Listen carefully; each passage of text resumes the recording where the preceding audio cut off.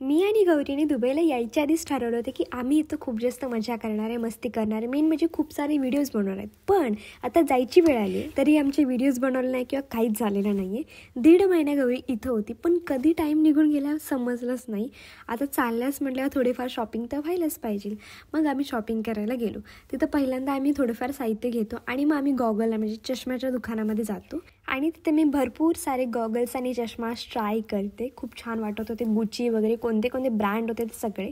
त्यामध्ये मला हे गॉगल दिसला ज्यामध्ये आपण कॅमेरा रेकॉर्डिंग करू शकतो. हे नवीनमध्येच आलेला आहे हा वाला.